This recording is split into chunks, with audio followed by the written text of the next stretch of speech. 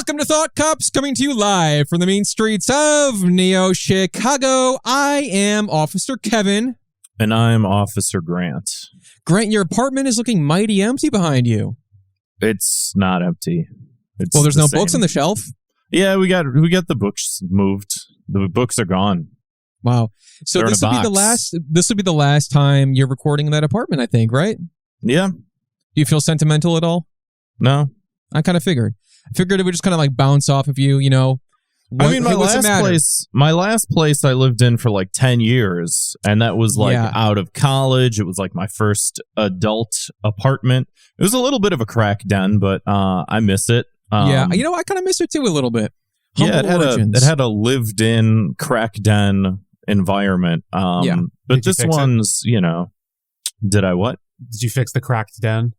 No, I just left it. I left that for the landlord. That's good. And then we moved here, and now I can't. It'll be good to get out of this neighborhood. It'll be good to get out of this apartment. And that voice you guys just heard, that is Max Field is back on the show with us today from SBN Studios. How's it going, Max? It's going okay. I'm live from the SBN3 studio. Dude, I don't know. I'm looking at that apartment. It looks very upscale. Looks very modern. It looks like it used to be a utility storage unit, and like some landlord put a bunch of cabinets in it. Is that what I'm seeing here? It used to be a bookbinding company, and then they turned it into apartments. It looks interesting. It looks like a movie set. It has a little of that feel. I'm in Printers Row, so a lot of these buildings are, they used to be printing presses and bookbinders and other such stenographic, such material. What's the new place going to be? What's the theming there? Multiple bedroom with closing door. As you can see up there, this is loft style apartment, and this is just one big room, which kind of sucks.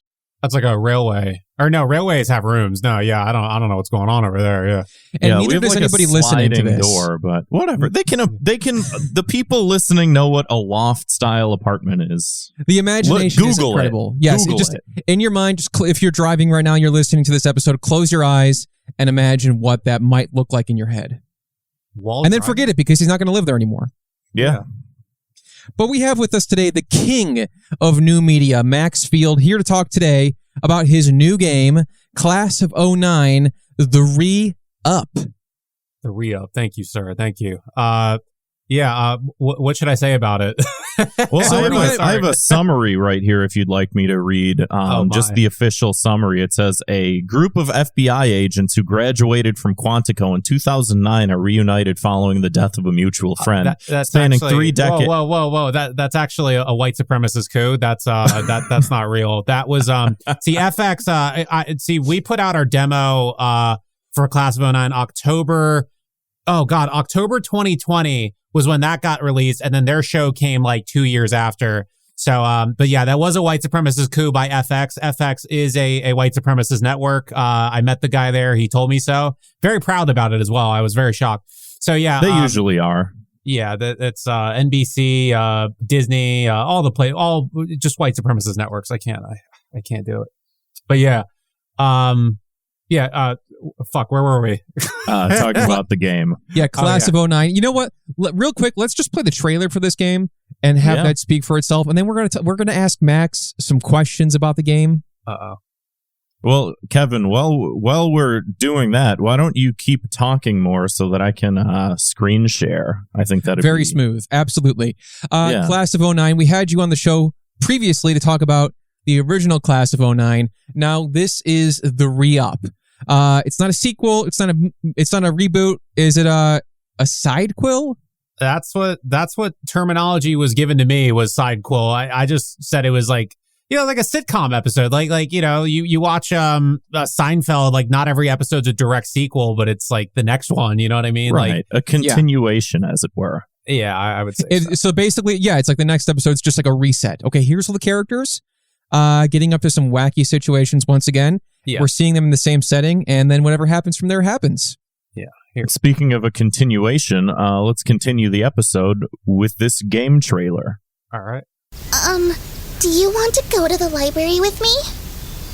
What the fuck is this game? Do you play video games to do conformist bitch shit like saving the world? Or are you a true Sigma who plays Class of 09 the re-up? I'd rather do that than end up the dick-sucking girl at Hooters. Play a real video game where you smoke indoors. Emphysema? Never heard of her. Robo-trip in public. Is that cough medicine? And meet the most realistic cop in the history of gaming. I want to fucking kill my wife! Don't have money? Don't worry. Rob a convenience store and buy 50 copies. If your mom doesn't like it, tell her to fuck off! Kill your mom. These anime girls don't want ramen and Pocky. Kill your mom and I'm all yours. They want you to murder your fucking parents! This is why you're a virgin. Don't be a conformist, loser! Are you peer pressuring me? Be Nicole! Bitch, you do that shit. Class of 09 the re-up. It's not a dating sim. Why the fuck would any girl want to go do that with you? It's a rejection sim. Do you get turned on by the paperclip guy in Microsoft Office? There we go. That was Lyle Rath, owner of Rath Club. Yeah, that was his lovely voice. Had the perfect voice for that trailer to really just hammer it into people's heads that they need to buy a game. Couple fun things I want to point out about that trailer. Where it says rob a convenience store and buy 50 copies. The disclaimer for don't rob a convenience store is very small, but also the copies were coming over the disclaimer and partially covering up the disclaimer. So there is it's a bit ambiguous from a moral standpoint, but I don't the intention was there, Max. The intention was there. But the copies flying everywhere, that did cover up the disclaimer. So yeah, and then what was the other? I forgot the other nugget of fun, but yeah, that's sort of how that goes. And also, yes, there are games out there racist towards Italian American. Are either of you guys Italian? No, thank God. Not even a little. Okay, well, guess what? No need to be offended by insert redacted game here. It's very good. Yes, so Class of 09, the re-up. I played the original. I played the new one. I did a couple playthroughs of this game. It's pretty wild. It has a lot of... there's a lot of really fun writing in this game. Very humorous. Very in your face, I would say. So basically, we follow the exploits of Nicole, who is a student in the year... Well, this is starting in like 2008, going into 2009, correct? Yeah, basically. And then, I think we said this last time, but like both Grant and I are of this age. I was class of 2008. Grant, you were class of 2009, right? Yep. This is a game about me, actually. It is. I was Nicole. Wow. Oh, my God. Yeah. Your transition is amazing. Thank you. Give it up. Yeah, and this is, I really like, and I'm sure I covered this last time too, but I really appreciate a lot of the cultural references and stuff, and I think the game really does a great job at setting the player in that time period, because this is a time period I have a lot of reverence for. I grew up in this era, I was a teenager in this era, and it's not something that you see spoofed super often in media, at least yet. I'm willing to bet that you're going to be the first of many to come, many copycats eventually, because as we've said many times on the show as well, there's like something of a 20-year nostalgia cycle for a lot of stuff, and I feel like this is Kevin's favorite thing, the 20-year nostalgia cycle. He brings it up every episode. Every single chance I get. I've been saying that too. Wait, what year did you start saying that? Hold on. Well, probably 20 years ago. Oh, bullshit. Yeah. Get the fuck out of here. All right. No, but yeah, I've also said that the retro rule is 20 years and the point of irrelevance is 10 years. Yeah, and I think like being like in that sweet spot between those two just means you're just ahead of the game, Right. 15 years-ish, you're just ahead of the game. People are going to be copying what you did in 5 years or whatever. Yeah, 2008, 2009 is I don't have a real soft spot for that era. TBH, I feel like as time has gone on, things have gotten hopefully maybe a little bit better for the children in high school. But I am glad to have gone to school, graduating in 2009, because it seems like since I've graduated, a school gets shot up every day. So maybe I'm glad to have, withstood all the bullying and shit, because kids nowadays, it's just like, well, here's your clear backpack. It's like, that will be a lot less, like the class of 2019 will be a lot less fun of a game to make fun of. Survival horror. Yeah. It'll, I think we're already seeing the school shooter simulation games already popping up everywhere. As early as like 2012, I think I remember people putting out games like that. But now, no, it's getting more common. There's been FPSs as school shooting simulators. There's been top-down Legend of Zelda graphics looking school shooting simulators. Like, that's getting everywhere. Oh boy. Well, it's not seen from like a nostalgic angle though. No one's like, man, I miss the drills. Great fucking story. Like how they would do what do you call it, like duck and cover drills in the Cold War, and like we laugh at it and my parents are like, that's not funny, we thought we were gonna get bombed. And it's like, haha, shut up grandpa, we don't care about your school shooter drills, you fucking loser. There's a guy who gets in my Twitter spaces and he regularly talks to a guy who was in the Parkland shooting. So the guy is like so he's telling the guy in the Parkland shooting about this game, which is fucked up. I don't know why he would do that. Because one of the first things he says he goes up to him, the Parkland shooting guy, he's a rapper. His name is Lil Fur. You can play his music in the middle of this or something if you want. But he's a rapper named Lil Fur now. My wordplay is literally kung fu. Tell your auntie, your mommy, and your uncle. My friend, or no, he's not my friend. It's just some kid in my Twitter spaces. I fucking hate this guy. And so what he does is he goes up to the Parkland shooting victim and he's like, yeah, it's a class of 09. It's a good video game. But you might find it a little offensive. And the guy in the Parkland shooting goes, what, is there a school shooting in it? And he goes, yeah. And fuck it. And so, but that's amazing that it's such a small world. We'll run into a Parkland shooting guy. But anyway, sorry, go ahead. Small World. It is small. That's what the song was originally based on. Small World Disney ride. They got to update that. That's true. I agree. Yeah. What shooting were you in?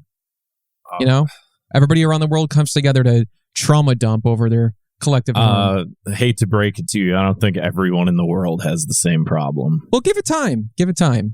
Anyway. Well, let's move on from this very dark topic. Yeah. While I do have a lot of reverence for this time period, I am very glad that I did not go to high school with Nicole because she is a monster. And she's a well-written monster, but like she is a fucking sociopathic monster. Why? What does she do? That's so bad. I don't understand. I would say like she has her moments, but like the way that she's unfeeling, the way that she talks to her friends, her parents. I mean, I think like a lot of people in the game are fucked up, and maybe Nicole is just a product of that. But I think that she is oftentimes, at least from the sections that I played through, the impetus for a lot of horrible shit to happen and a lot of terrible things said. What's one terrible thing she said? I don't buy it. Kevin's just a soy boy snowflake. Yeah. He's yeah, dude, we got to raise our trucks on those big old tires. Yeah, we're out here, man. Yeah. What's one bad thing she says? Come on, Kevin, repeat it on your show into a recording. Verbatim? No, I think like, God, you know what? And I will say, Max, maybe part of this is on me because this is a choose your own adventure. And some of the things that Nicole did were, they were my choice. But, sometimes I'm like, okay, let's go to the mall. And then Nicole, gets into some shit that I didn't tell her to do. She's just going on her own. I didn't tell Nicole to her and her friend to start snorting her mom's beta blockers, but they did. Well, I mean, that's no. You click the button that says crush and snort mom's pills. Like you clicked that button. I thought it was I just skipped school. Kevin is a. But you would know better than me. Trust me. I mean, Kevin is a trolley problem truther. He's like, I had to kill them, and we all go, no, it's a mental exercise. You're just supposed to think about these things. You don't actually have to take the beta blockers.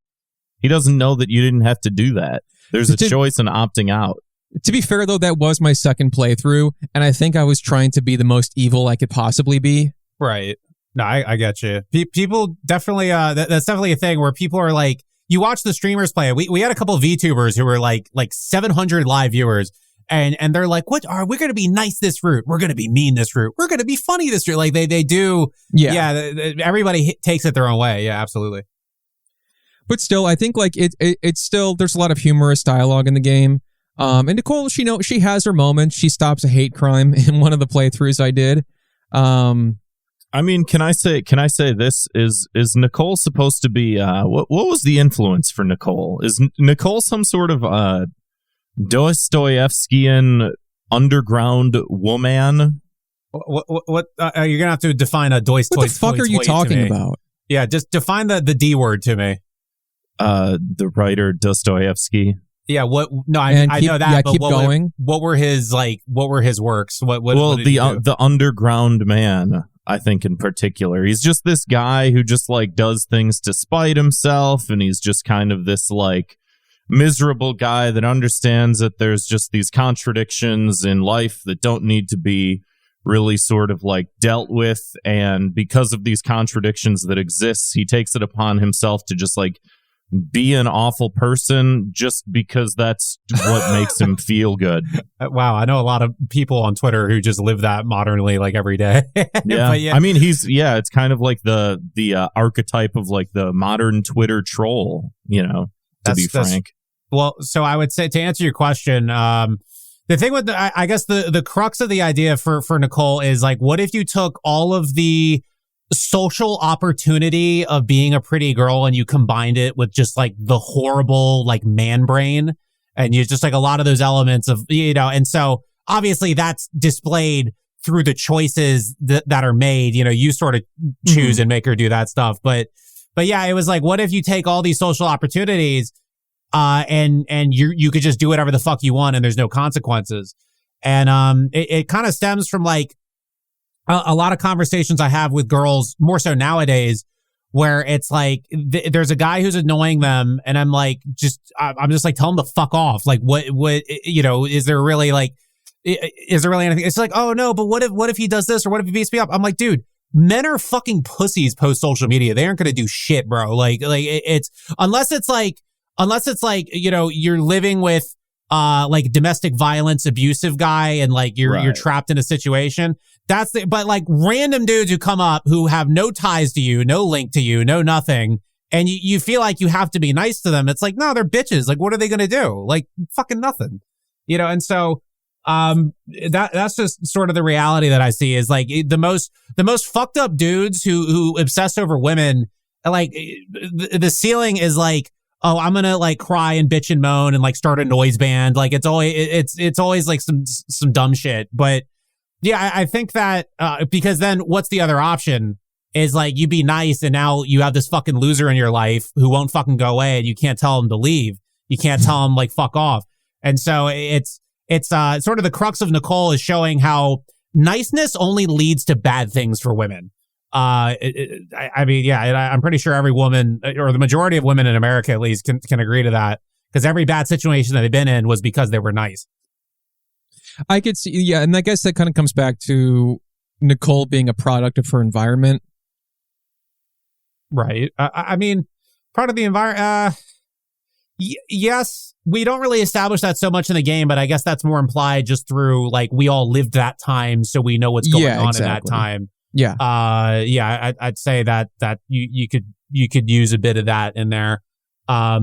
You see bad things and you're like, well, I'm just operating off these bad things. I'm like, fuck it, But yeah, I would say that that's sort of how that goes. But yeah, I do like to maintain, unless you're, because I'm thinking, like, I'm trying to think of the hardest dude on social media. They still like don't actually do shit. They still just like make a video where they complain on Twitter. Like, yeah, I'm thinking like 6ix9ine or any of these guys. Like, I'm thinking, what's that guy's name? Andrew Tate. Yeah, he's a pretty bad guy. Yeah, like Andrew Tate. Like, what? I mean, I don't know. Like, yeah, he just goes on Twitter and he fights with these people, but it's like, dude, you're not going to do anything. You're not going to like take a gun and go shoot a motherfucker. Like, you're not. Well, the trafficking thing, but aside from that. Oh, no, but he's not doing that with the people he beefs with. He does that with women who fall for being nice to him, right? That's true. I mean, he does pick fights with like Greta Thunberg, and it's like, funny. Yeah, what are you gonna like do, man? You're in jail right now, so what are you gonna do? Is he still in jail? I feel like no, he was like on house arrest or something. Yeah. Okay. Glorified. Yeah. House so arrest. Max, what made you want to return to Class of 09? Because the game was already out. It was already done. What made you want to come back to it? Money. Money. Oh yeah, well, I can't blame you there. Cannot blame you there. Not to say that I mean, yeah, like, I mean, dude, like when you work in entertainment full time, like you got to just quickly be on to the next thing. A part of it was like, now that I had a game out and it reviewed, I think it reviewed like 92%, which is, that's not like great on Steam, but that's definitely good. Basically when you do that, now I had a proven product and I proved that I wasn't just doing, old remix tapes or old, or YouTube videos. I could do this on any medium. And so from there, I was able, I had a script that I did in like maybe 6 months. I kind of hung out for 6 months after Class of 09. During that period, these were one of the shows I came on. Then another 6 months, I was writing the shit. And then I got to a point where I'm like, there's no way I can release this shit alone because like, I just can't do it. Like we have to attach somebody to this to get it out there. And so, Lyle Wrath of Wrath Club was a dude. I mean, we had talked on and off for probably close to 10 years. And he's a guy with a lot of buzz. He's on Oni Plays. He voiced, Smiling Friends. His old school series was Sanity Not Included, which a lot of, Zoomers apparently love. And, well, older than Zoomers. A lot of people like it, but. Zillennials. Zillennial is a very good phrase. I like that phrase. Yeah, we learned that last week. Well, didn't learn it, but we talked about it last week. That's good. So, but yeah, so this guy was always in the mix, always in everything. And I came to him and I was like, dude, I'm sick of doing projects that do okay. Like just put your name on it. We'll work something out. Just fucking, we'll work, everything. Yeah. And then so he did it. And so I was like, okay, good. I'm going into this. I know I have a publisher. I know I have some sort of, surplus package of promotion. And so that was like the driving factor of like, okay, I can do this and it'll be economically feasible. Yeah. And then also with the re-up, I wanted to rectify a lot of the issues that we ran into with the first game, where some people felt that there was repetitive content. Some people felt like the stems didn't make sense from one to another, stuff like that. Okay. And basically like I guess the main, I thought that this would be cool, but it ended up deterring against the game, where I wanted a game where you only get the cool content if you in your mind are cool enough to pick the right option. Players don't want to challenge in a visual novel. They just want to play it and be entertained. So with this one, all of the options are sort of more spread out. You get every single route you go through, you get some entertaining shit, hopefully, wherever you go down. So yeah, it was to rectify issues and money. Those are the two options. So would you consider yourself like something of a perfectionist because like you saw these critiques or criticisms like coming out of the game and they sound pretty mild, but like you felt the need, like money aside, of like, I can do better? Oh yeah. Well, I definitely felt like I could do better now that I knew. I feel, yeah, man. I mean, I was going into a new genre. I never made a game. And so difference between making videos and making anything interactive that has a varying story is that I went from having all the control on what the player's supposed to do to now it's in the player's hands. So what I had to do was rebuff, okay, even if the player picks the shitty option, are they still going to have a good time? For sure. And so, so that was like big for me. But yeah, I mean, in terms of perfectionist, I mean, look, the first game was 91%. The second game was 100% for a while, or it's like 100.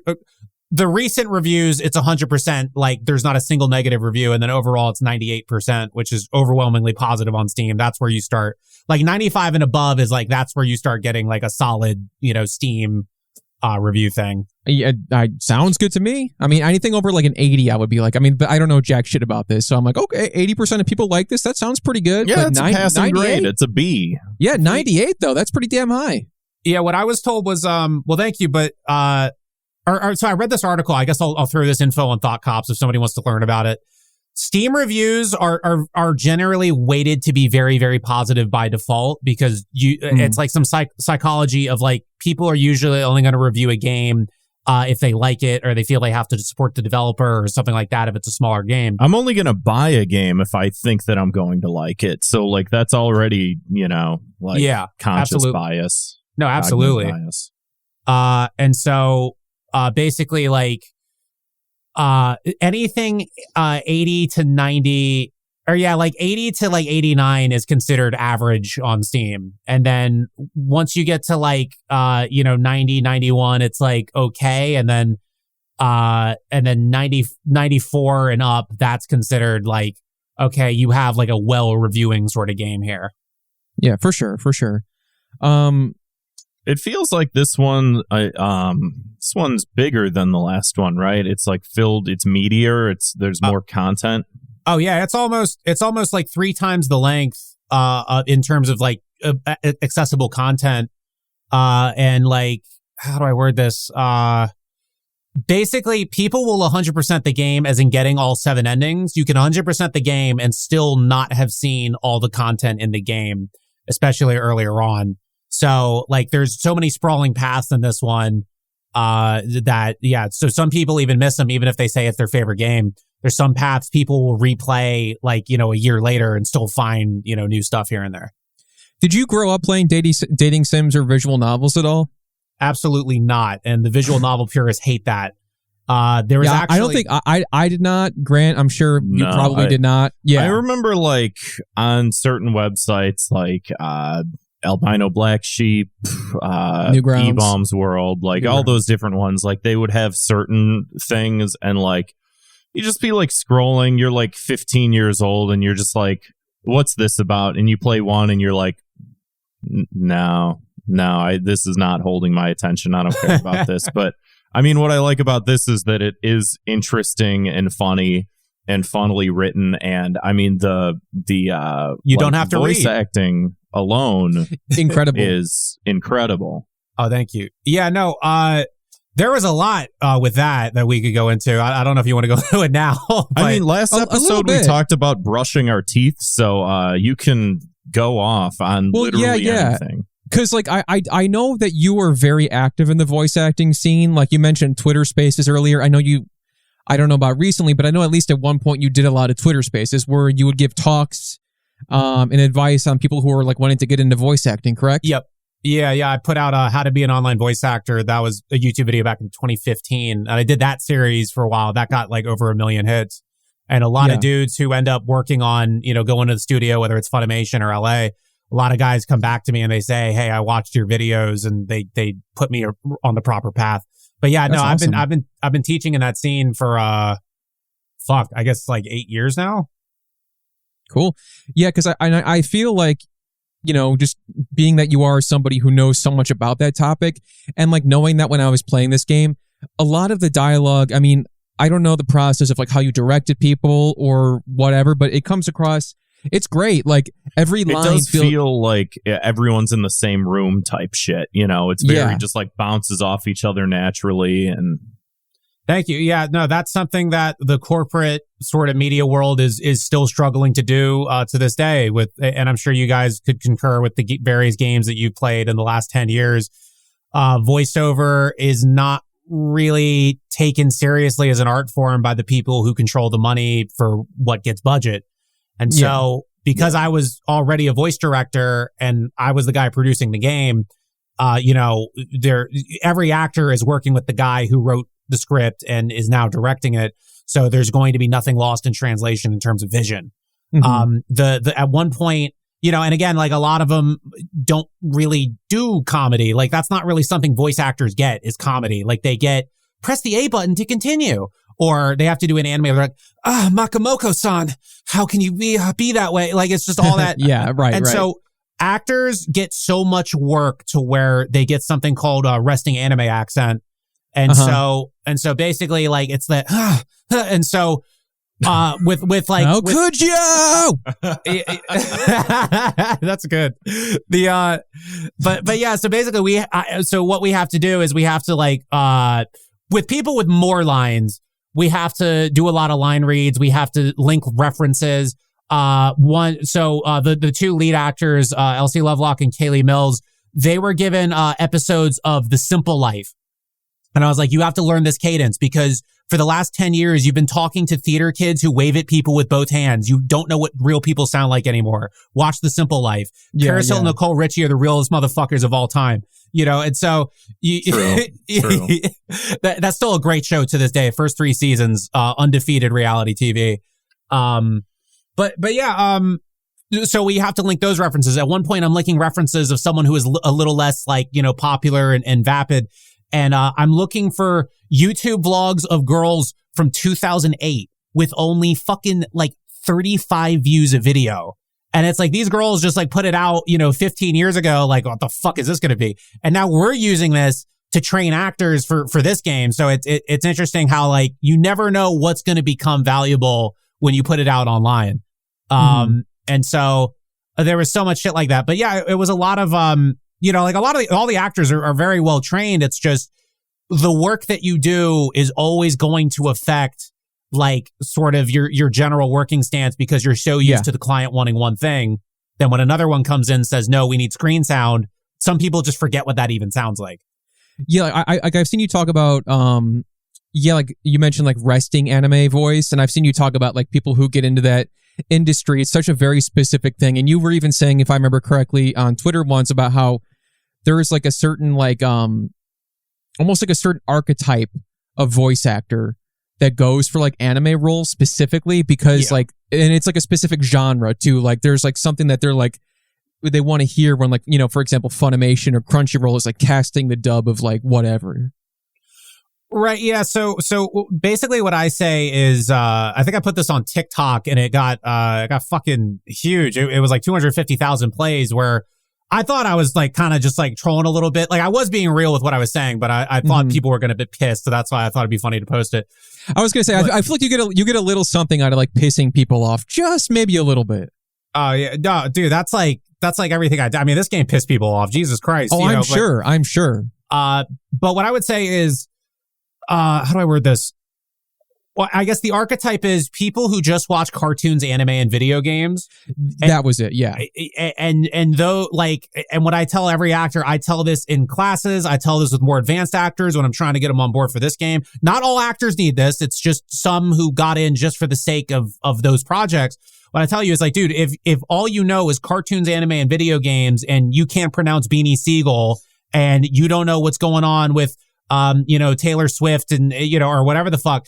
If you're not outside of those three things, you're always going to sound like a shitty actor. Yeah. Like you and so it's, and that's everything, man. It's like drawn from life. Like, I mean, this is a whole fucking game drawn from life, right? And they'll tell you, in drawing and music and everything, they tell you to study from life and put it out there. But cartoons, anime, and video games, it's not real life.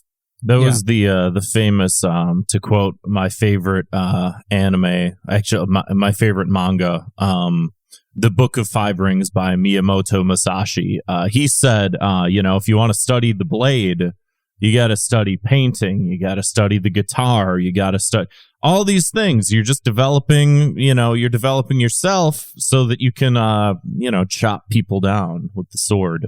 Yes, that's correct. Yeah, it's like when those kung fu movies where the guy has to like be blindfolded and stand on bamboo, and you're like, what the fuck does this all mean? It's crane style. Yeah. But it's the same philosophy, I'd say. Yeah.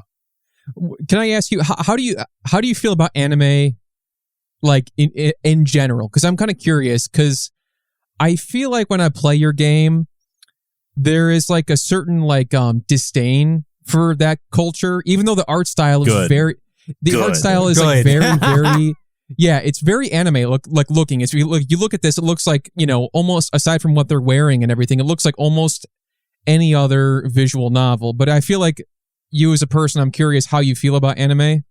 So, anime, I mean, ignore the toys behind me. Just be honest. Dude. Yeah. No, don't worry. I destroy people 24/7 on Twitter Spaces. I'm an internet tough guy. No, but fucking, what is it?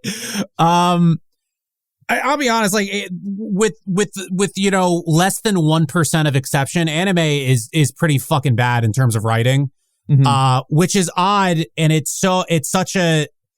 it's cruel because anime, in terms of an art style and a visual art form, anime is the most influential art style and the highest craftsmanship of animation that we have right now. And we've seen in the 21st century, most influential art styles, so many Western people are trying to draw like anime.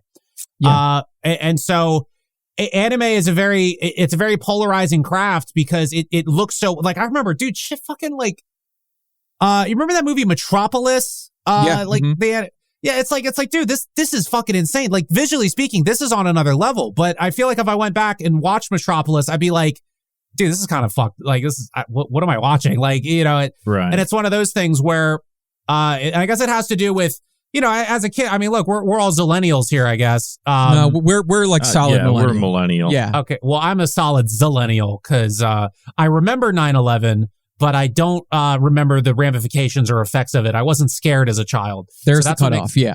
That's what makes me a zillennial. So, but basically, as a zillennial, we got to look at like sort of the history of how anime got into our world where there was a time. So Batman and Robin came out. They were trying to do the superheroes in the 90s. It wasn't just, you know, now they were trying to create those cinematic universes back then. And 98, like the cartoons and stuff, or the movies? The movies, Batman and Robin. Oh, okay. Right. And so Batman and Robin drops. It's fucking terrible. Everybody hates it. And that created a lull for about 4 years between that and Spider-Man by Raimi. That created a lull where there were a lot of younger kids who were like, oh yeah, Batman's like kind of lame. Not all kids. Of course, there's going to be exceptions here and there. But there was definitely a lull where something could come in. And I think that was, if that never happened, I don't think anime would be as big as it is in America now, because Dragon Ball and Pokemon entirely took that lull and fucking ran with it. And they just found that dip and they slid in. Yeah. It's kind of ironic because I feel like Batman and Robin is the most anime of those Batman movies. I don't agree or disagree with that. I kind of see where you're coming from. Actually, it's very like over the top. Yeah, it's like comic booky. Which is very anime. You know. Anime is very over the top. Yeah. What I will say is Batman and Robin and Batman Forever, visually speaking, those might be like the best superhero movies ever from a cinematography standpoint. Like those, they have like a very distinct like look. I do remember like when I was a kid watching them. I do remember like my eyeballs felt like I was just like taking in all this like energy. But then you rewatch it as an adult and you're like, wow, this is really bad. Yeah, it's more video art than a film. But no, like they love the party gels. Back in the late 90s, they love those party gels, the bright neon like scratch light. They love that shit. But okay, I miss that. I do too. Fuck, what was I gonna say? Oh yeah. So lull in the 90s, anime comes in. So anime for me, like, that's what's fucking cool. If you liked, I remember, like, if you liked fucking Batman or some shit, but you didn't know about Goku, you were a fucking nerd, like, back in, like, 2002, right? Yeah. And so it was, so anime was really cool, but then as I got, 13, 14, around there, I started being like, it was the medium had entirely lost me. I was still watching the shit I liked as a kid, and I'll still watch the shit that I liked as a kid, like Yu Yu Hakusho or something like that. Mm-hmm. I still liked that stuff. But what I realized was that, and this is sort of just like thinking about it retrospectively, anime would never cover like anything that I was going through, like as a kid or as a teenager going into adulthood. It didn't fucking talk about anything, dude. Like, nobody's like struggling to pay their rent in anime. Like nobody's like selling crack in anime. True. Well, Cowboy Bebop is all about having no money for rent. Cowboy Bebop, it was so like phantasmical though. Like it didn't feel like fucking. Okay, so it's very fantastical, but I do feel like there's like realistic themes of those things. But yeah, they're wrapped up in like, we live in a world of magic ninjas, and people can fly. What I'm saying is like there's always been too much fantasy in anime, and I've wondered, what do we do if we take, I'm not saying I'm on this level, but what do we do if we take Breaking Bad level screenwriting, Euphoria level screenwriting? What do we do if we take that screenwriting and we put it with the highest, effort visual medium for years? And of course, there's detractors for anime that say, oh, that's stupid. That's easy. They have electrical socket faces, and it's not exactly true. There's like 5 stages of key correction. Like I tell Western animators what goes into the anime pipeline, and they're like, why the fuck do they correct it that much? But that's why the drawings look so fucking good. Like that's why it became iconic so quickly over here. It's funny too, because even like a lot of anime has like a smaller budget than most Western cartoons. I guess that's true. It's weird. I just remember seeing like some infographic where like somebody was like, Phineas and Ferb, a single episode of Phineas and Ferb costs more money than whatever anime you like.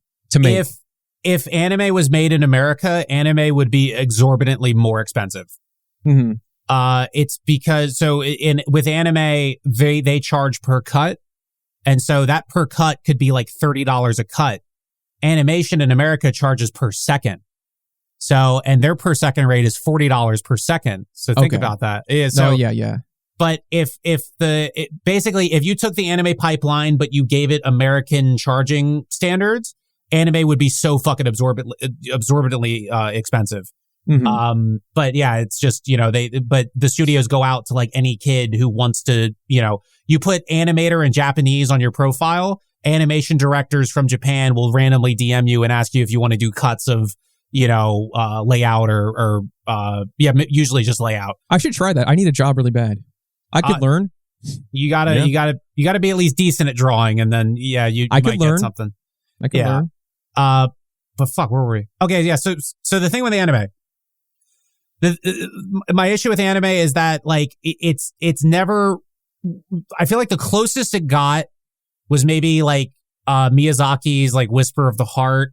I was actually going to bring up like Miyazaki and stuff like that because like in terms of like writing and depth and stuff like that, because I think I for the most part agree with you. Like I like certain ones, but it's like I'm very picky because a lot of things just like don't fucking click with me, and it is like there is like a certain level of like depth and fantasticality and all those different things where it's just like it takes a lot for me to like vibe with a certain wavelength of it, but then like when I do vibe, it's like like Cowboy Bebop I feel like is like one of my favorite TV shows, and like a lot of Miyazaki movies are like probably some of my favorite movies.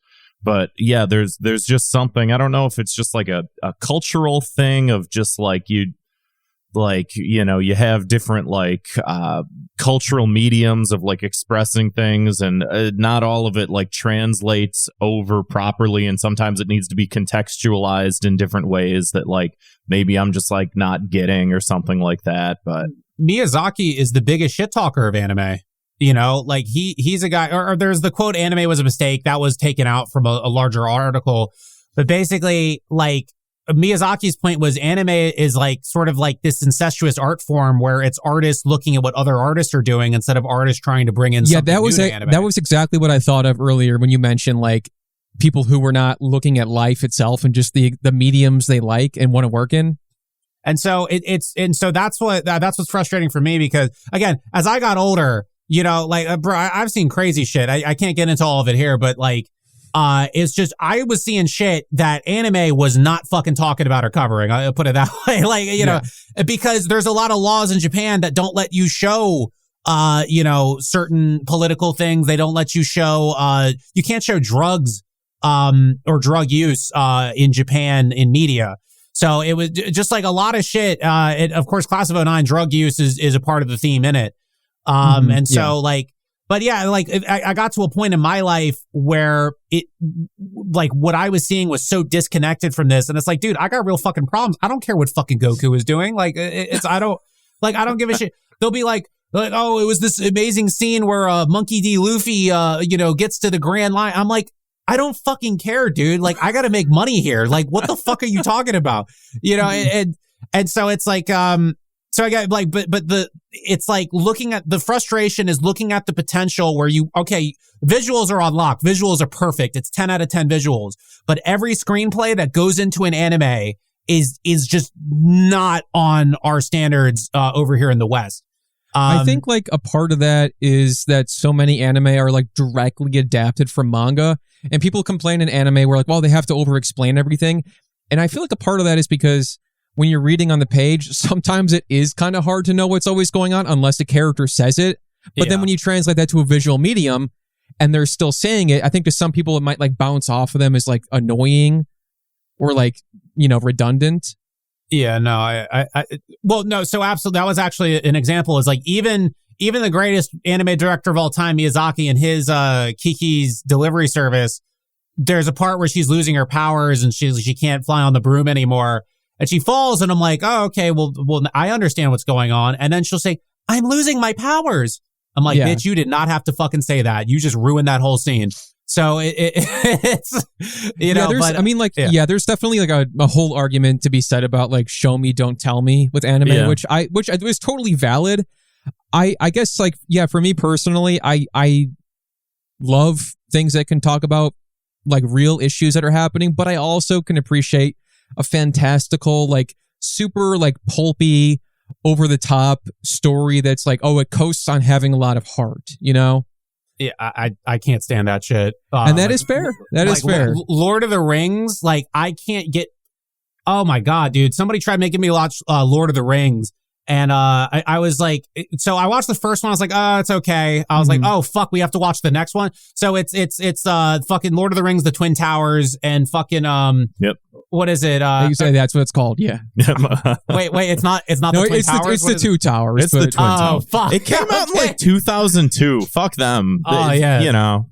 Dude, all right. But, too fucking soon. So anyway... But yeah, so I'm halfway through this movie. I just get up. I don't pause it. I'm just like getting taquitos out of the microwave. And the person was like mad at me. They're like, are you even watching it? I'm like, I'm in the car. I'm watching fucking movie. So you're just like, you're not a fan of like fantasy worlds, basically. Because if it's character, magic or whatever, you're just like, I don't give a fuck. I got to get groceries. I don't. High fantasy is something that's very hard to do well. I think it can be done. I'm sure there's examples of when it has been done well, but I think a part of the problem is that the skills that you need in screenwriting kind of counteract all of the world building that goes into that high fantasy stuff, where basically in terms of modern screenwriting, it feels like the concept of exposition, direct exposition, is so obsolete, where it's like people just want to get to the fucking movie. So an example of a movie that wasn't necessarily the most well executed, but that I loved, had no exposition, was Mystery Men with Ben Stiller. Remember that? Yeah. I did not see it. Is that the one? You didn't? Oh, man. We should Fire Bros that one. That's I don't know if it holds up well anymore, but I haven't seen it Another movie with the look of Batman and Robin. It's another movie that has that look on screen. It's got a young Janine Garofalo as a professional bowler that bowls with her dad's skull. Kel Mitchell. Kel Mitchell. And so what I love about Eddie that film, Izzard. It's like, it's all these people trying to be superheroes. They never once fucking explained why they're all like that and why. And so that's like, but it's like, dude, you just saved me 20 minutes of my life. Thanks. All right, let's see what the fuck happens. Because like, dude, is that exposition or that explanation for why they're doing that really going to make this any better or worse of a movie? Fuck no. You know, and so that's my thing is with high fantasy, there is so much world building that works in a novel, but it kind of counteracts the rules for screenwriting. Yeah, that's what I was like thinking too. Like maybe it just comes down to like the original medium something is in. Because like a novel. I think sometimes, but I think sometimes things just like you'll get a good director that understands the spirit of the thing, and they go, "Hey, this is like a version of it, but it's not going to be the same thing," sort of thing. But I don't know. An example that comes to mind for me is like William Gibson's Neuromancer, which is just like very just like, here's a bunch of terms and here's a bunch of phrases, and I did the world building ahead of time, and you just kind of have to read the words and follow along. And like, if you don't really catch up, like, I don't know, try to catch up better. And it's like, I do like that thing where it's just like they throw you in and they're like, I'm just telling you the fucking story, and like the story itself is like really good, and like you understand like what's going on and why it's being told this way and stuff like that, but it doesn't like hold your hand sort of thing. And I love that type of stuff because it makes you like think about it more, and then because you're thinking about it more, you just kind of like obsess with it,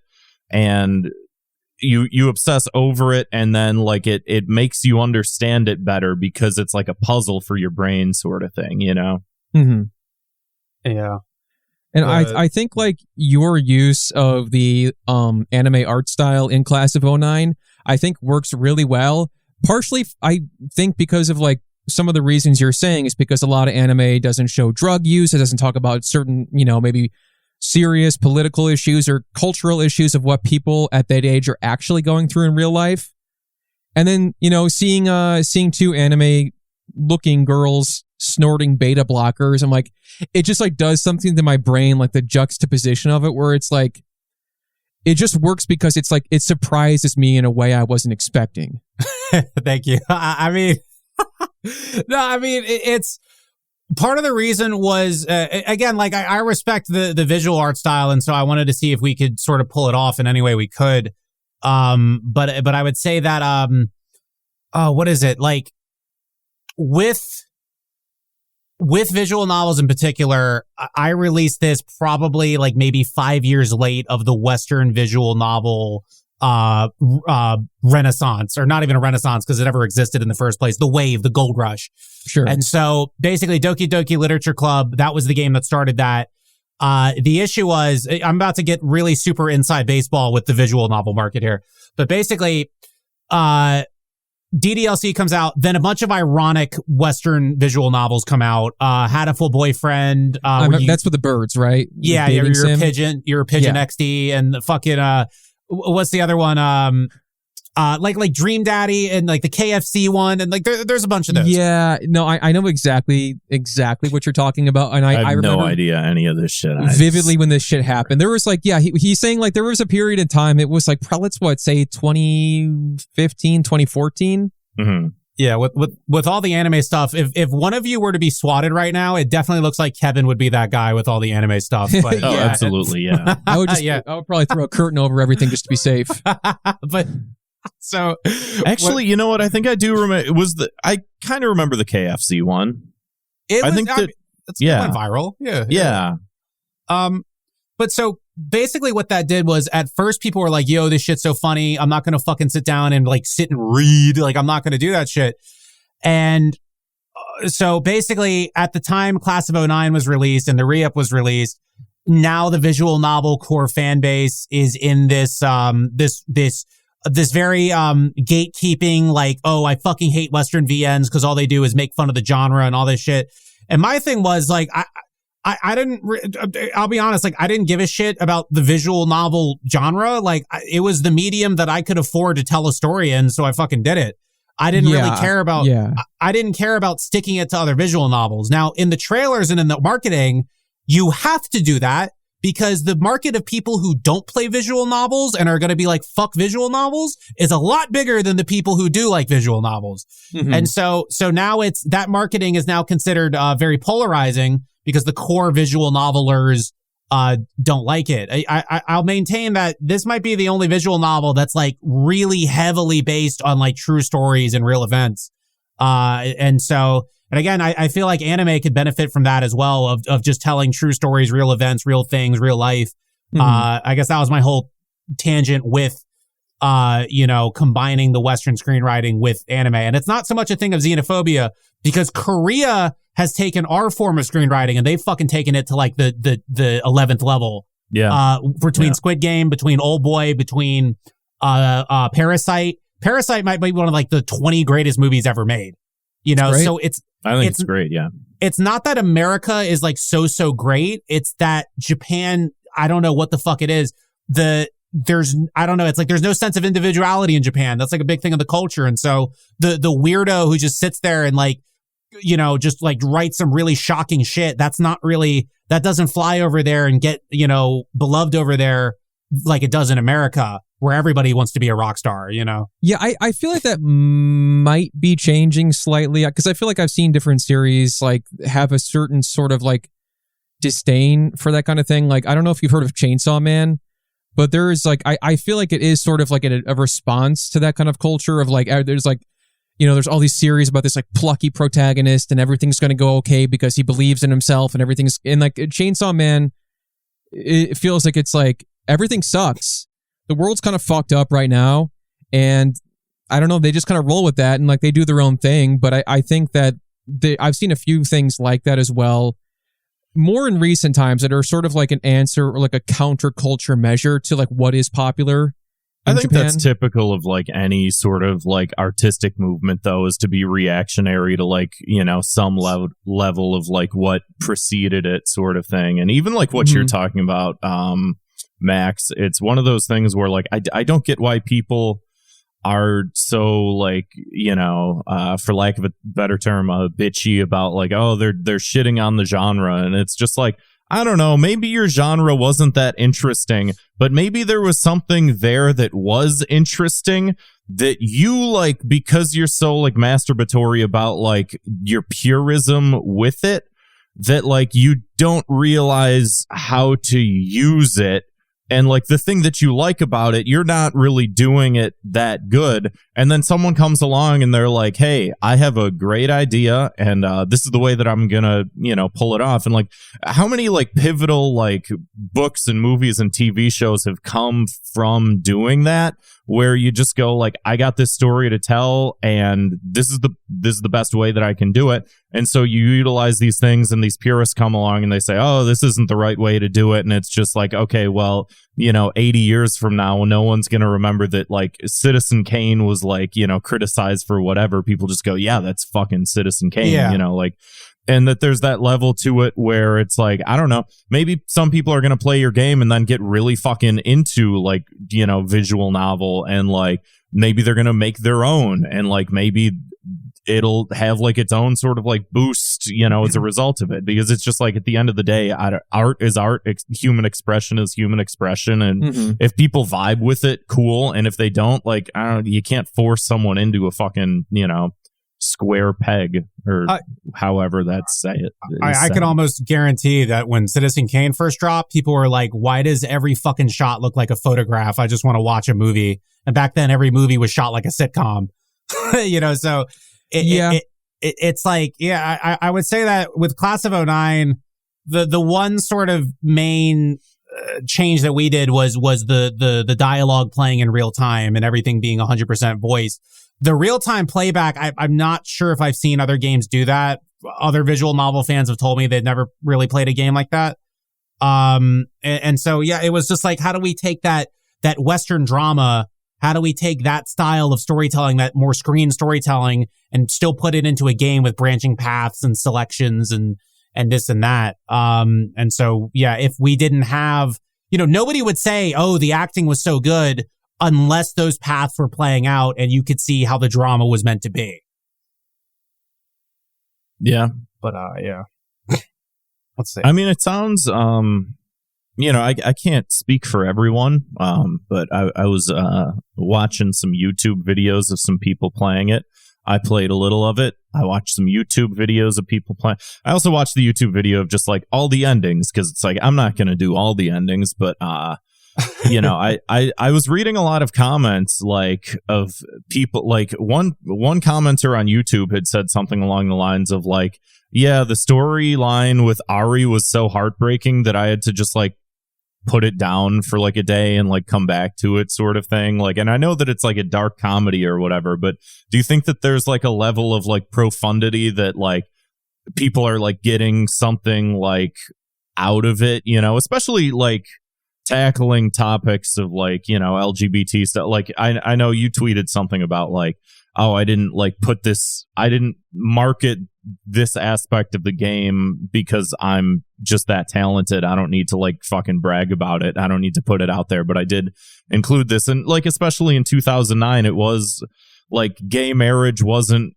nationwide legal yet and stuff like that, and it's like, you do have like a level of like, it's more socially acceptable, but people are still shitty about it, sort of thing. Like, I really that was one of the branching story paths that I did play through, and it was fairly profound, and that was kind of what I was thinking about when I said that Nicole does have her moments. Like, I don't think, obviously she doesn't handle the situation perfectly, but not to give too much away, but I think that it speaks a lot to that specific point in time where they're like, you're gay? Who cares? Obama's president, It was, I mean, look, so, which thing do I answer first? I don't know. I just kind of rambled, so you can take from that what you will. Yeah, I took the ball and ran with it somewhere. I'll rapid fire a couple of these. So the tweet about not saying it's LGBT, so that's, the reason why I did that is because there's definitely an era of visual novels or basically light novels where people will make their indie game and they'll say, oh, it's an LGBT friendly, and like, bro, like make it good. You're just doing that shit for clout, bro. Like, you're not like you want the retweets and the likes and you want everybody to I'm like, bro, make a good game. And if the game is good, people will find out that you support, whether it's asexuality or being gay or I don't fucking know, or being trans. That's like an interesting thing about that game, Celeste, is that the person that created it was trans, but didn't realize they were trans until after they finished making the game. And then it was like, oh yeah, this is like sort of a story about like transition. And I didn't sort of realize that until later. I think I could be completely wrong. No, I've heard that. I've heard that too. And then obviously The Matrix is a similar story. Oh yeah. Yeah. No. So yeah, I mean, there's a lot of that. And my thing was, I don't want to, well, that's the real scummy thing. If you're straight and then you make a game where you're like LGBT friendly, you're just like, you're exploiting it, so my thing is like, to me, it looks shitty where you use the pride flag to sell a shitty product. And so it's like, my thing was like, look, if somebody gay gets something out of it, cool. If somebody not gay likes it, then that's fine too. Like, I think that a part of it is, if anything, that normalizes LGBT more if you just put it in and it's not like this huge fucking deal.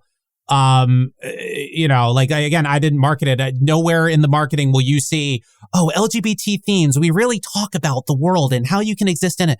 But the other thing, it's very like down talky, it's just like, and it's like, there's like obvious struggles and shit like that. And a lot of them are rearing their ugly head again, but it is like, like you can address things without like talking down to people, And so, no, I mean, that's true. That's very true. but I would say, to go off of what Kevin was saying about the scene itself and Obama's president, this is far more regional than cultural, I'd say. You guys grew up in Illinois? Yeah. Yeah, like Chicagoland area suburbs. So it wasn't as like progressive as like living in the city, I feel like, So that's the thing is like, so I grew up in Northern Virginia around DC. And like, dude, back then you wouldn't know it by going today because like, post Trump, like a lot of the conservative stuff like came back into fashion. Mm-hmm. And so, but I remember back when I was in high school, being gay was not this like, oh, he's fucking gay, get him. Like that was not the energy like at all when I was in high school. Same. And it's like, let's talk about that because so people, mainstream media is really afraid to just mention like, oh, hey, hey man, like, okay, being gay was horrible in like fucking 91. Oh, absolutely. But by the time you got to the late 2000s, like being gay was far more accepted in more, or there was a poll I put out where it was who was more likely to get called a homophobic slur, the extremely Christian kid or the openly gay kid? Everybody voted the extremely Christian. It was, or now whatever. It was like 70% extremely Christian. Well, to be fair, that's also the funny answer, and people love to vote for the funny answer. Well, no, I was asking. I was on where did we premiere? Serb shit. Kimono Friend Zone. Oh yeah. I was on with Serb and Hessa, and both of them were like, oh yeah, definitely the Christian kid. I think that there was like the sentiment back then of like you would never say like a slur to a person that would affect, but like back in 2009 it's like everyone was using slurs all the time to basically just define like anything sort of thing, like and I think that there is like a level of like just internalized homophobia and shit like that people really like didn't really deal with. But it's like, you wouldn't call like the gay kid that because that's like, oh, you don't like, that's too far, like. Yeah. No, yeah, absolutely. Because homophobic slurs were thrown around to like everybody but, well, I wouldn't say but gay people, but like, I mean, I'm sure that there definitely was a lot of that, but it felt like less in vogue to like, oh, if you knew someone was like that, you would be a little more careful about it. But that doesn't mean that people wouldn't. Yeah, it looked too extreme. I never thought about it that way. Because like you wouldn't say the F slur to like somebody who was gay at that time. But like, what was was it The Hangover that I think it came out in like 2009 where like paging doctor, whatever. Yeah, you can't say it anymore. Yeah. Wise guy. No, but no. So, that's what I was going to say. Yeah. And I don't know if I'm like projecting, like, part of it could be projecting like how I felt about gay people. Like I didn't fucking give a shit. Like I wasn't like, I wasn't like, oh man, they're gay. Well, we better assess this situation. It was like, there were at least like 2 that I remember at this point. It's been a while, but there were at least 2 openly gay kids at the school. I didn't feel any contempt, like, and fucking, like, I didn't see anyone around feel any contempt. Did they get bullied? Sure. But like, fucking everybody got bullied in high school, like, over some shit, and so I didn't, like, I would have seen it on the news. I would have seen something if I'm going to the school. I would have seen some kind of hate crime if it was like really going on like that. That's not to say that it never happens, but I thought it was. Yeah, it's just like a weird cultural point in time. Like, there was definitely shit that happened, but it was like a weird contradictory, sort of thing. And I do think that like the general, like, where it all stems from is like probably a certain level of homophobia. Like, there is a reason why you would look at like a shirt and call it, a slur sort of thing. And it's like, oh, because it's perceived as being sort of feminine and whatever. But like there was like a little bit, like more sensitivity than there was like in the 80s and the 90s and stuff like that. But it was obviously something that was still like grappled with, that like I think for a lot of people, honestly, there was that one commercial that Wanda Sykes was in where someone was like, oh, that shirt's gay, and Wanda Sykes is like, you wouldn't call, what's your name, Frank? I wouldn't say your shirt is Frank. That'd be, insulting, right? And then I think everyone was like, oh, we should stop just calling everything gay all the time. Like, I think that's like when I stopped doing that, I don't know. See, that's the thing. Commercials like that, that just made people want to say gay way more. Like, I think that there was some backlash, but I think that was like a pivotal moment where people just went, oh yeah, I don't want to do that anymore. What year was that commercial? It was like pretty recent. It was like more recent than I'm probably comfortable with. Like probably like 2014 or something. 2014. Okay. Yeah. No, it's because I feel like that was around the time when people like stopped calling everything gay all the time. Did that happen earlier for me? I'm trying to think. When did that come out of vogue? That's tricky. Well, that's for the Class of 15 sequel, now newly announced. We'll explore that one for a minute. But yeah, I guess to get back to the thing is, I guess the 2 stems were. Where you either go with the gay character or reject the gay character, and those 2 stems, it showed that like the problems, like, okay, there's still problems and they're less common, but it's still a problem when they happen. Right. But it's sort of to just like look at both angles where, okay, it's like if it's bad, it's going to be really bad because it's a hate crime. But at the same time, these hate crimes are far less frequent than what they were 10, 15 years ago. Right. Relative to 2008. Sure. So I think, and I think it's important to do that because it also, look, we have like 45% of the country that voted for Donald Trump. Like, I think it's important to do sort of an LGBT stance that tries to be realistic about what's actually going on in the world. Cause like, you can't, I get the shit we have now with the Steven universe and like, it kind of shoves it down your throat a little bit. Mm-hmm. That's creating more conservatives solely out of spite. And it's, whether people want to admit to it or not, like it kind of is. And so like, what if you, like Grant said, what if you put in that message, but you don't down talk and like treat people like they're fucking idiots and like because again, let's just say like, again, there's easily a point in my life where, okay, I grow up, I'm 14, 15, whatever. And I don't like, again, I don't have a problem with anybody gay. I don't, I don't see it really rampantly being a problem at my school. There's gay straight alliance clubs at my school. It's not a problem. People aren't like, oh, fuck that. But then if I go on TV and someone's telling me, oh, this is the worst, this is awful right now, the current state of this is very, very bad, instead of explaining that it's nuanced, then that's going to create some spite out of like a teenage boy who's going to then proceed to watch a bunch of Ben Shapiro and Ida. I mean, you're definitely, I think, nail on the head. And dude, conservatives fucking love the shit out of Steven Universe.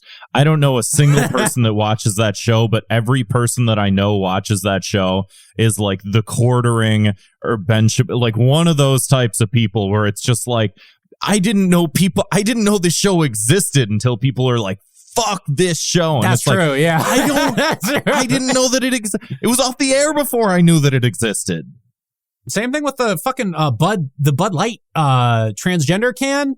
Fucking, I didn't know that happened until conservatives complained, until Kid Rock made a video about it. Like fucking, and they love that shit. It's like a fucking like a humiliation fetish. I swear to God, it always goes back to some kind of humiliation fetish of just like, yeah, call me stupid. I don't know, man. Yeah. Max, do you feel like did you have any feedback of like people saying that the humor or the writing went too far? Like it was like something like, I know we talked a little bit about people who resonated with some of the themes of the game, but was there anybody who said like this is too mean or anything like that? Too mean? Fucking all the time. Yeah, I mean, you can look at the Steam reviews for the first game. I'm sure you'll find somebody who says, "Oh, I hate this character. She's too mean. She's lifeless." Blah blah blah. Like I'm sure you'll see that. But I don't know. I feel like we're missing meanness in media. It feels like nothing's mean anymore. Everything's trying to be too fucking nice and like pleasing everybody. I would agree. Yeah, I mean, like in a way, like I may say like, yeah, Nicole is a bad person, but in a way, it's like refreshing, especially to like write a female character to be so sociopathic. I feel like you don't see that often enough. Yeah, it's really funny when it happens too. I guess.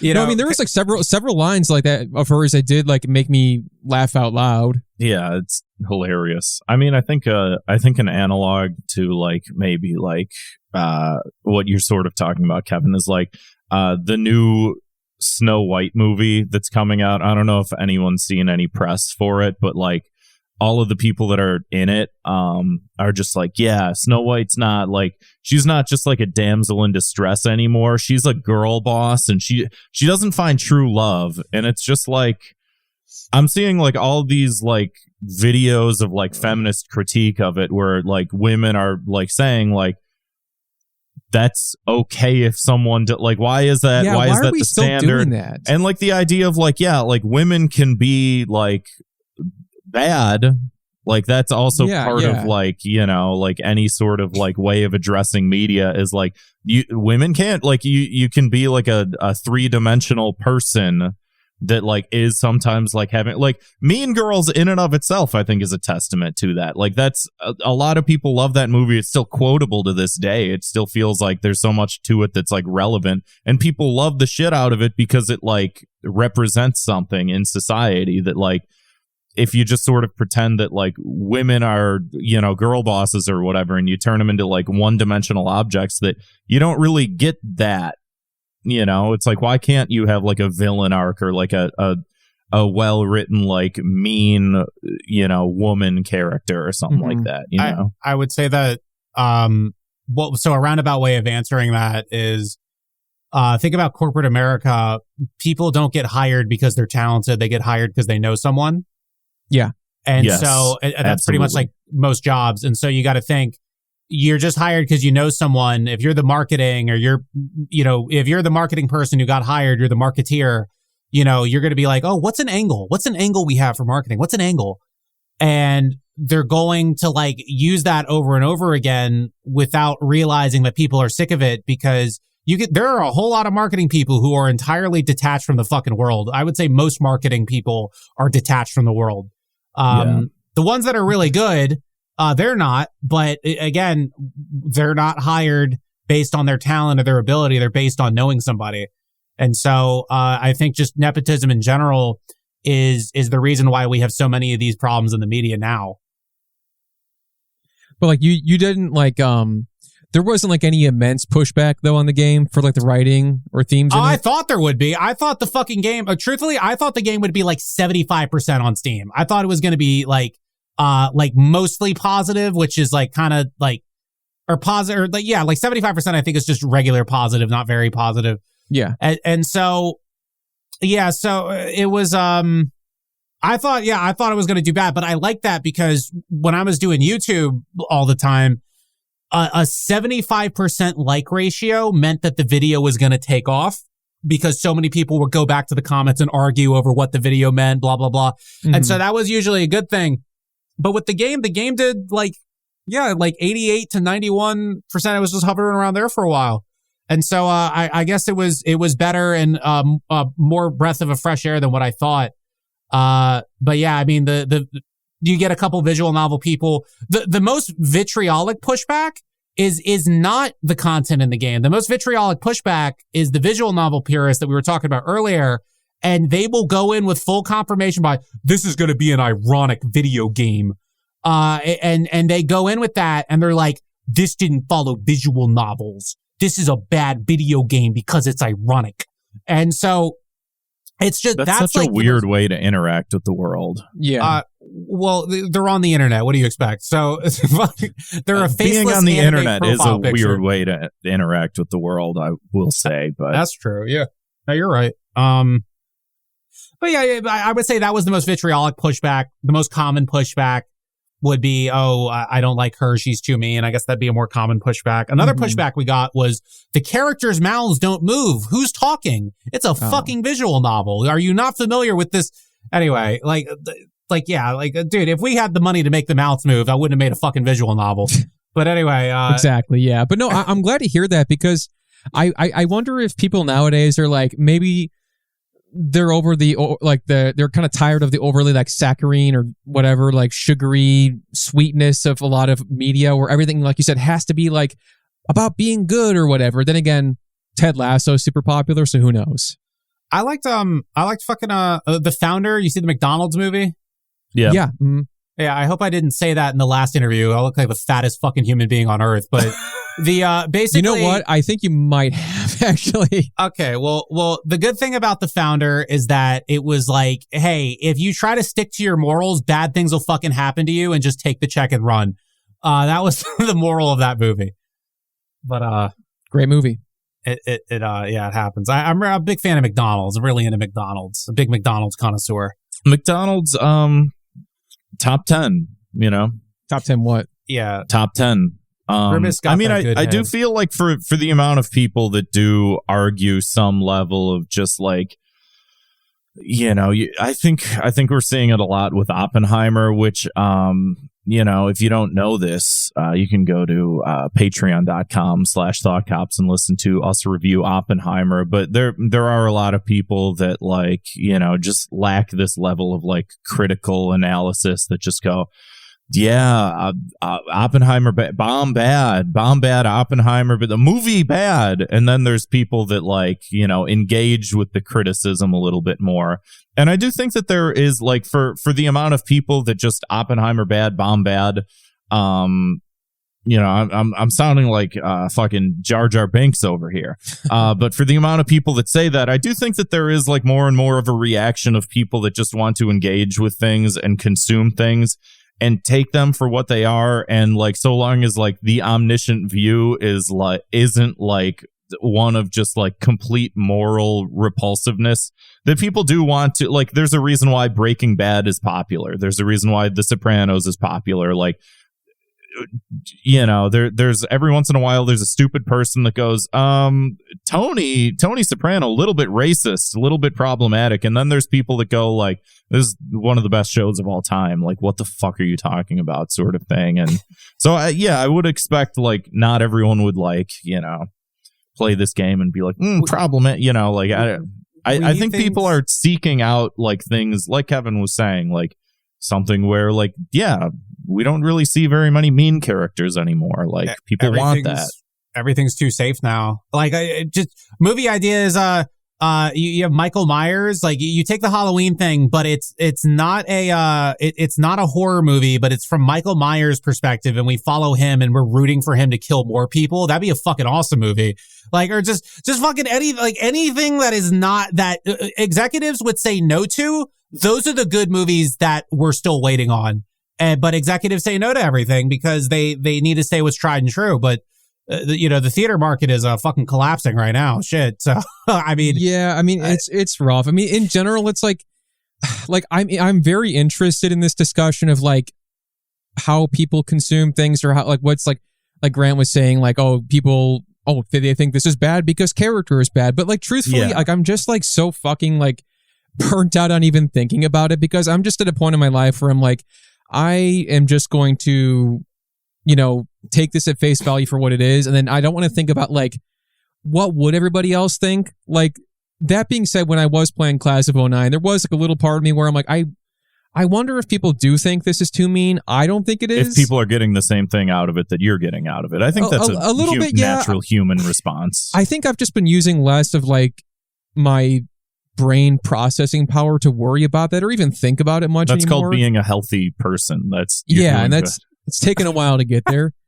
But I think that, I think there's an easy, like, it's easy to see something and be like, oh, I wonder if people are mad about this. Or even like, we talk a lot on the show, Grant, about like if there's something that's like a super quote unquote woke piece of media, like you mentioned, like, what was the term you used? Like the conservative specter that's like going to have a reaction piece to it later on. I'm just like, yeah, that's me like fucking sitting watching any movie is I'm just like, oh, they're going to be mad about that scene. Like someone's going to say something. It's so fucking tiring. And like, it's just like, it's not even like funny to talk about anymore.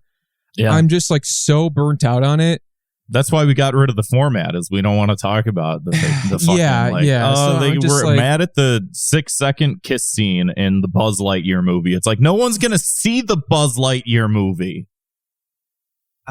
I'm not seeing that shit. Fuck that. No. You know, kissing scene or no kissing scene. The only way I'd see it is if like they had, I don't know, just fuck, dude. I don't know. Maybe I'm just fucked up. Like, I just want more movies about fast food restaurants. You remember Josie and the Pussycats? Remember that movie in 2001? I haven't seen it, but it's on my list of movies to watch. Okay, so Josie and the Pussycats is like one of that's like the pinnacle, like early 2000s film. And it's just product placement, and they like the whole movie is like intentional product placement again and again and again, and it's just, I don't know, like the art design of it, it's like this Andy Warhol kind of fucking movie where the brands are the art. It's so, then the brands are the joke, and the brands are the set design, and the brands are everything, and it was about how, you know, the corporations are trying to mind control people through the brands, and sorry I spoiled it, but not really. Whatever. But yeah, no, I mean, it's a great movie regardless. But yeah, that was a movie. I think that's a fuck. Wait, why did I bring that movie up? What did somebody say? Shit.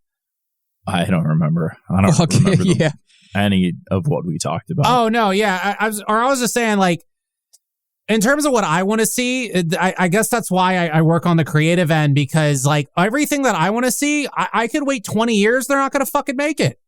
Yeah. I could want a movie where, like, you know, the whole time they're like, they just go to Popeye's Chicken and they just like talk to the one homeless guy and like who is like, and he gets kicked out routinely, and it's just this whole like, yeah, like I'm going to have to make that because no one else will, you know. It's so that's why I get bored with watching shit, because it's like, fuck. I mean, I've kind of seen this like a million places, and there's a million things that would be way cooler that would happen in this movie to me. But I know they're not going to do that. And so I guess that's sort of Class of 09. It's like all the shit that would be really cool if it happened in an anime, but you know it's not, because of the culture, in terms of the creative culture, not the local culture, but the creative culture making it is like they're not going to go there ever. So somebody has to step up and do it. And again, it's a very interesting and unique like framing device for that kind of thing. But before we sign off here, Max, can you let everybody know where they can find Class of 09? Class of 09. You can find that on, Class of 09, the re-up, you can find on Steam. Just Steam. Get it on Steam today, PC and Mac. A lot of Linux people. Apparently it works on Steam Deck. That's what a couple people said. So Steam Deck, PC, and Mac. That's there you go. You can kick back and play the game. Get all the endings. You guys don't do the who you're arresting thing? No, we changed things up a little. We're doing a little this is more season 2. Yeah. Season 2. Okay, well, I want to say the people I want to arrest are people who think Raiders of the Lost Ark is a perfect movie. Fuck those people. That's all I wanted to say. Arrest them. Pull out the gun. Yeah, that's fine. there's a lot of away. A lot of Discord. I got one right here. Yeah. There's a lot of discourse. A lot of discourse. Like you, Max, like we mentioned before the recording, you watched the first 3 movies of Indiana Jones for the first time recently. I want to like rewatch them again because I haven't seen them since like high school. But yeah, that is one of those movies that is held in such a super high regard. And it's like, I think it's like kind of like the same as Ghostbusters, where it's like people, it's just nostalgia goggles for a lot of people. Fuck Ghostbusters. Fuck that movie, bro. I'm so tired of Ghostbusters. I don't hate it, but I do think it's like pretty overrated. Yeah, no, I agree. There's like a certain sentiment of like movie purists that are like very just like, oh, the greatest film of all time. And you're like, yeah, it's fine.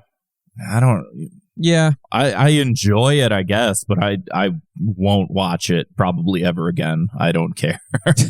It's a time and a place thing. I mean, the thing with Indiana, I say this about Saving Private Ryan, the first 10 minutes are the only good part of the movie. Raiders of the Lost Ark was kind of the reverse of that, where the last 10 minutes are probably some of the greatest cinema in the history of movie making, where they open the Ark of the Covenant and all that shit is happening. That's one of the, from the art design to the special effects to the scene to the pacing, the sound. That was like one of the greatest fucking scenes in movie history. And back in the 80s, nobody has YouTube.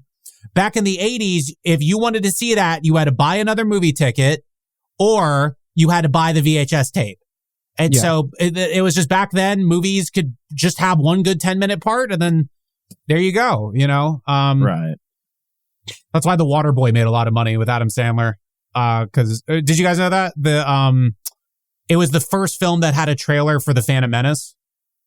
Oh, no shit. Oh, actually, I did. I recently was reading about that because I remember like when The Phantom Menace came out and everyone was like super excited about it. But yeah, I think people were buying tickets for Waterboy to like catch the trailer and then they would just leave. Yes. Yep.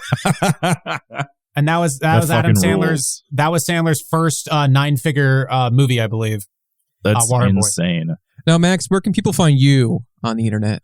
I'm on Twitter at SoBroNo3 or just SBN3. You type in SBN3 on Twitter, it'll eventually come up. And then what's it called? On TikTok, it's the SBN3, and on YouTube, it's SBN3, and Instagram, it's the SBN3. Anytime SBN3 is taken, it becomes the SBN3. I don't think I'm that important, but that was the fucking word I had to put. So yeah, that's why we're real Thought Cops on Twitter. Exactly. Yeah. But Thought Cops everywhere else. We don't have any voicemails, but we did get an email that I would like to read. Let's give it a read. I won't say who it is. I'll only read what's in the body. So if all of y'all send an email to thoughtcopspodcast@gmail.com, or if you, send us a voicemail, 312-788-7361. If you say your name, we will read your name. I don't want to just like say the name because it's the email address.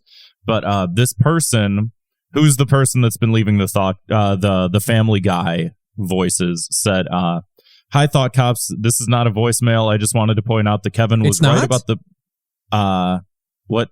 It's not a voicemail? No. I thought it was. Okay, go ahead. Well, I'm just reading it. No, I know. That's what I'm saying. Yeah. I'm going to start over. Hi, Thought Cops. This is not a voicemail. I just wanted to point out that Kevin is right about the Peter AI voice. Long story short, the website I used to get the voices, the guy took all the voices out because he got a DMCA notice. So I struggled to find a Peter AI that I don't have to pay for. That's why they're short. It sounds like he's out of breath. That's also why it's only Peter and no other characters. But when I get a funny idea, I'll do it with the cutaways and all. But in the meantime, Peter is going to sound out of breath for a while. So hope it gets better. Yeah, thank you for that. Hope he gets over his long COVID. Yeah. Rest in peace, Peter Griffel. Well, again, 312-788-7361, or you can send an audio file or an email to thoughtcopspodcast@gmail.com. Max, thank you so much for coming on the show. Oh, no. Thank you for having me. Thought Cops, the model of consistency in the podcast realm. Thought Cops always coming with it. My show, Sober Radio, that's not the model of consistency because I'm doing so much other bullshit, but Thought Cops more consistent than Sober Radio. That's sometimes you gotta take breaks and do other shit.